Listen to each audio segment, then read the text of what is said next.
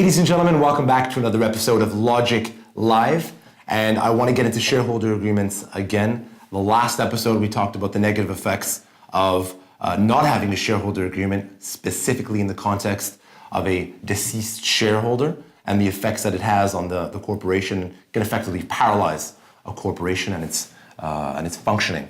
Today, I want to get into something more specific. I want to touch upon the points that I like to see and that I want you to know about when you're negotiating a shareholder agreement and when you have those reflexes, when you're having those partnership discussions, whether with your own shareholders or whether it's with an investor or anyone else. So here are the 7 things that a shareholder agreement should contain at any given time. So I want to get in firstly to obligations of the shareholders.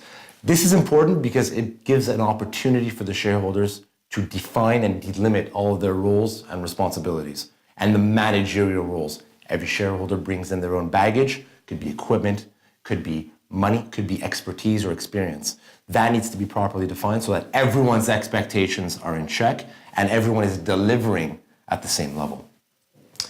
Number 2, I want to get into funding. Funding is an extremely important topic, one of the most important, because at the end of the day, if the corporation needs cash, where's it going to go? Is it going to raise the money with the shareholders and ask them for a cash call proportionally? Is it going to go to a bank? Is it going to go to someone's rich aunt? The answer could be any one of them, but needs to be defined again in the shareholder agreement. I want to get into death again on a very high level, because last time we talked about what happens when a shareholder dies. But again, important to define if the corporation buys back their shares, if those shares are going to stay within the estate. Very important to provide for a mechanism. The law is silent with respect to this, so this needs to be defined. Let's get into contracts. Number 4, and expenses.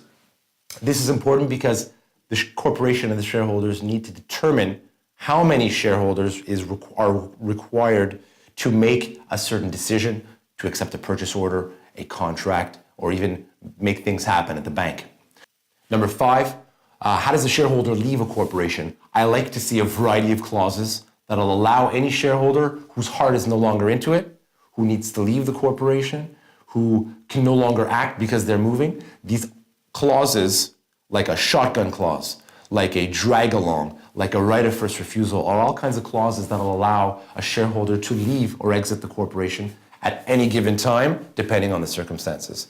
Number 6, ensuring that there's no conflict of interest. So this is a case where I have an entrepreneur who's got a variety of corporations and a variety of different shareholder interests. I want to make sure that he's acting in transparency and that he's not acting to the detriment of any one of those, or he's not favoring any of the other ones.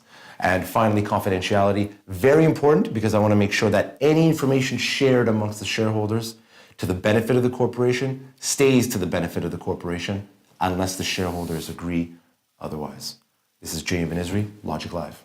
If you like this video, don't forget to press on that little thumb. Don't forget to comment below, share the page, and don't forget to subscribe to our channel.